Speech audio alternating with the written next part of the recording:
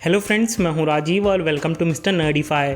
MCU की 23 movies में 3000 से भी ज़्यादा मिनट्स की फुटेज हैं और आयरन मैन 1 से लेके एवेंजर्स एंड गेम के बीच इन 3000 मिनट्स में बहुत सारे मोमेंट्स हैं जो कि एक दूसरे से कनेक्टेड हैं। मगर इनमें से कुछ ऐसे मोमेंट्स थे जिन्होंने पूरे मार्वल सिनेमैटिक यूनिवर्स पे असर डाला और उसे पूरी तरह से चेंज कर दिया। और आज हम इन्हीं में से 6 के बारे में बात करेंगे। और अगर आपको ये वीडियो पसंद आए तो थोड़ा सा लाइक बटन पे भी हाथ ज़रूर मार दीजिएगा, इससे थोड़ी चैनल की भी हेल्प हो जाएगी। आपको अच्छी लगी तो ऐसे थोड़ा मार दीजिए, हाथ आप थोड़ा सा मार दीजिए।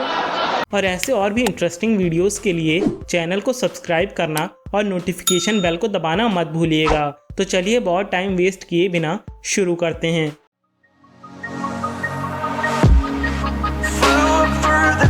At night was born to fight. Mythical, so mystical, think what you like. You could be the sword, the shield, defender. Captain America the first Avenger movie में रेड स्कल को नॉर्वे के एक चर्च के अंदर tesseract यानी कि space stone मिलता है। इसकी वजह से वो मूवी के लास्ट में वॉर्मीर पर टेलीपोर्ट हो जाता है और सोल स्टोन के लिए गाइड बन जाता है। वहीं टेसरैक्ट समुंदर में गिर जाता है जो कि हावर्ड स्टार्क को मिलता है। फिर कैप्टन मार्वल मूवी में टेसरैक्ट मार्वेल को दे दिया जाता है ताकि वो लाइट स्पीड इंजन पे काम कर सके, जिसकी वजह से कैप्टन मार्वल को उसकी पावर्स मिलती हैं और आगे चल के वो एंड गेम में आयरन मैन को बचाती है। फिर टेसरैक्ट निक फ्यूरी को मिल जाता है जो कि डॉक्टर एरिक सेल्विक के साथ मिलके टेसरैक्ट पे एक्सपेरिमेंट करता है और इसकी वजह से पहली एवेंजर्स मूवी में लोकी अर्थ पे आ जाता है और टेसरैक्ट छीन लेता है। साथ ही वो थैनोस की आर्मी के साथ अर्थ पे अटैक भी कर देता है, जिसकी वजह से एवेंजर्स टीम का फॉर्मेशन होता है। फिर टेसरैक्ट एसगार्ड पहुंचता है जिसे थॉर रैग्नारॉक में लोकी चुरा लेता है, जिसकी वजह से इन्फिनिटी वॉर में थैनोस एसगार्डियन शिप पे अटैक करता है और इसकी वजह से लोकी और हेमडाल मारे जाते हैं। साथ ही हल्क अर्थ पे पहुंच के एवेंजर्स को थैनोस के बारे में बताता है। रेड स्कल ने अगर टेसरैक्ट नहीं ढूंढा होता तो ये सारी सिचुएशंस क्रिएट नहीं होती।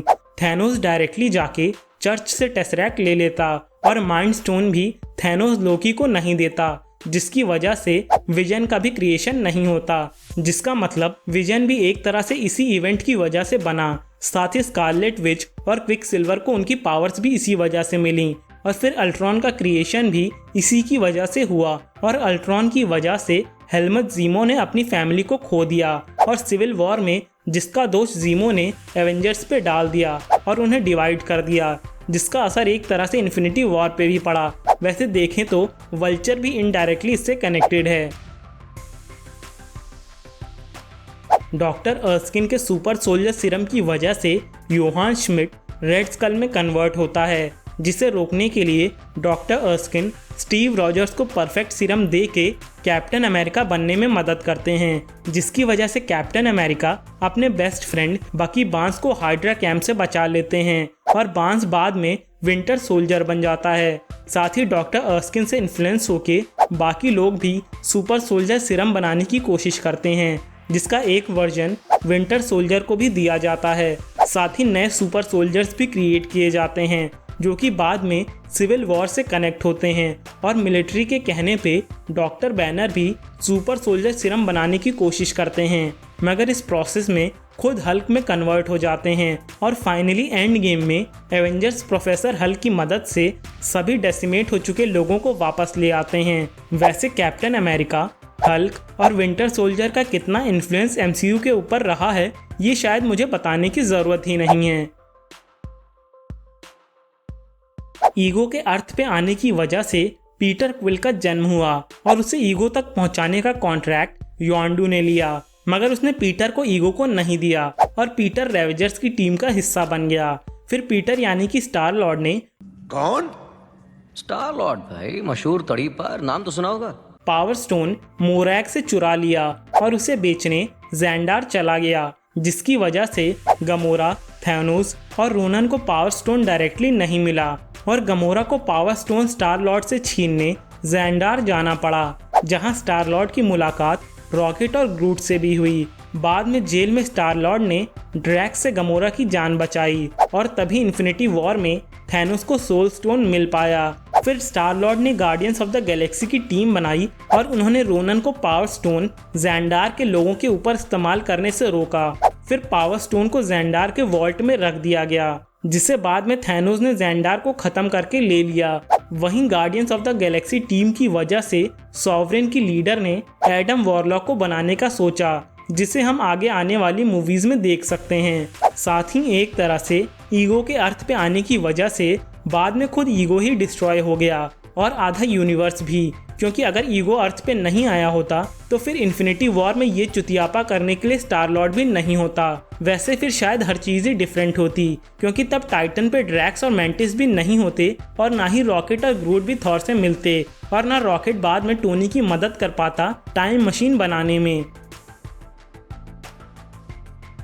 लोकी के धोखा देने की वजह से थॉर 1 में फ्रॉस्ट जायंट्स एसगार्ड में आ गए, जिसकी वजह से लोकी ने आसानी से थॉर को इन्फ्लुएंस कर दिया और थॉर बदला लेने योटनहाइम पहुंच गया, और इसकी वजह से ओडिन ने थॉर से म्यूल्नियर छीन लिया और उसे अर्थ पे भेज दिया, जहां थॉर की मुलाकात जेन फॉस्टर और फिल कोल्सन से हुई। फिर मूवी के लास्ट में लोकी को रोकने के लिए थॉर को वापस एसगार्ड आना पड़ा, जिसकी वजह से लड़ाई में बायफ्रॉस्ट टूट गया, और मूवी के आखिरी में लोकी अपनी मर्जी से बायफ्रॉस्ट के टूटने की वजह से बने वर्म होल में गिर गया, जिसके बाद उसकी मुलाकात थैनोस से हुई और थैनोस ने उसे माइंड स्टोन दे के अर्थ पे टेसरैक्ट लेने भेज दिया, जहां लोकी ने फिल कोल्सन को मार दिया। भले ही बाद में फिल कोल्सन को क्री एलियन की डेड बॉडी से ड्रग्स बना के जिंदा कर दिया गया हो, पर एवेंजर्स मूवी में इसकी वजह से हीरोज को एवेंजर्स टीम बनाने की इंस्पिरेशन मिली। साथ ही इस वजह से माइंड स्टोन भी अर्थ पे आ गया, और माइंड स्टोन के अर्थ पे आने से क्या हुआ वो मैं पहले ही बता चुका हूँ। टाइटन के डिस्ट्रक्शन की वजह से थैनोस ने पूरे यूनिवर्स को टाइटन के जैसी हालत से बचाने के लिए सभी प्लैनेट्स की आधी पॉपुलेशन खत्म करने की कसम खा ली। इसकी वजह से गमोरा के प्लैनेट की आधी पॉपुलेशन और उसके पेरेंट्स मारे गए। साथ ही थैनोस ने गमोरा को अडॉप्ट भी कर लिया, जिसकी वजह से बाद में थैनोस को सोल स्टोन मिल पाया। साथ ही इस वजह से एक तरह से एवेंजर्स का भी फॉर्मेशन हुआ। विजन बना, अल्ट्रॉन बना, स्कारलेट विच को उसकी पावर्स मिली, एसगार्डियंस मारे गए, इन्फिनिटी वॉर में पूरे यूनिवर्स की आधी पॉपुलेशन खत्म हो गई, और फाइनली एंड गेम में ब्लैक विडो और आयरन मैन की डेथ भी एक तरह से इसी इवेंट की वजह से हुई। इन्फिनिटी सागा में 70% से भी ज़्यादा चीज़ें सिर्फ इस एक इवेंट की वजह से हुई हैं। ओबाडाय स्टेन के धोखा देने की वजह से टोनी को 10 रिंग्स ने किडनैप कर लिया, जिसकी वजह से टोनी को आर्क रिएक्टर बनाना पड़ा। साथ ही उसे अपनी लापरवाह लाइफस्टाइल को छोड़ के लोगों की मदद करने की इंस्पिरेशन मिली, जिसकी वजह से वो आयरन मैन बना, और आयरन मैन की वजह से एवेंजर्स 1 में अर्थ लोकी और एलियन इन्वेजन से बची। एवेंजर्स 2 में आयरन मैन ने अल्ट्रॉन को अर्थ को ख़त्म करने से रोका, और फाइनली एंड गेम में आयरन मैन ने पूरे यूनिवर्स को ही बचा लिया। और अगर ओबाडाय स्टेन ने टोनी को धोखा नहीं दिया होता तो टोनी अपनी केयर फ्री लाइफ जीता रहता और अर्थ को उसका बेस्ट डिफेंडर नहीं मिल पाता। वैसे इन सभी मेजर मोमेंट्स के अलावा भी बहुत सारे ऐसे मोमेंट्स हैं जिन्होंने एमसीयू पे काफ़ी असर डाला है, जैसे कि जेन फॉस्टर को ईथर मिलना, जिसकी वजह से ईथर यानी कि रियलिटी स्टोन कलेक्टर के पास पहुंचा और आसानी से कलेक्टर से थैनोस के पास। ऐसे ही एंटमैन मूवी में स्कॉट लैंग का क्वांटम रेल्म से सेफली वापस आ जाना, जिसकी वजह से हैंक पिम को क्वांटम टनल पे फिर से काम करने के लिए इंस्पिरेशन मिली, और इसकी वजह से एंटमैन 2 में स्कॉट लैंग थैनोस के डेसिमेशन इवेंट से बच गया। साथ ही उसे एंड गेम में क्वांटम रेल्म को यूज करके टाइम ट्रैवल करने का आइडिया भी मिला, जिसकी वजह से एवेंजर्स डेसिमेट हो चुके लोगों को वापस ले आए। ऐसे ही डॉक्टर स्ट्रेंज मूवी में डॉक्टर स्टीफन स्ट्रेंज का एक्सीडेंट, जिसकी वजह से उन्हें कमरताज जाना पड़ा और सॉर्सरी सीखनी पड़ी। साथ ही उन्हें टाइम स्टोन मिला और उन्होंने डोरमामू को रोका। साथ ही फिर टाइम स्टोन की मदद से डॉक्टर स्ट्रेंज को पता चला कि 14 मिलियन पॉसिबिलिटीज में से सिर्फ एक में ही थैनोस को हराया जा सकता है। अब इन तीनों एग्जाम्पल्स की तरह बहुत सारे ऐसे मोमेंट्स एमसीयू में भरे पड़े हैं, पर मेरे हिसाब से पहले के 6 मोमेंट्स सबसे मेजर थे, क्योंकि उनका असर बहुत ज़्यादा था पूरे एमसीयू पे। वैसे आपको कौन से मोमेंट्स या इवेंट सबसे ज़्यादा इम्पॉर्टेंट लगते हैं वो मुझे कमेंट्स में बताना मत भूलिएगा। हो सकता है कि उनकी वजह से मुझे इस वीडियो का पार्ट 2 बनाने की इंस्पिरेशन मिल जाए। और अगर ये वीडियो पसंद आया तो लाइक करना और चैनल को सब्सक्राइब करना मत भूलिएगा। साथ ही आप मुझे इंस्टाग्राम पे भी फॉलो कर सकते हैं। तो फिर मिलते हैं अगले एपिसोड में। तब तक के लिए thank you and good bye.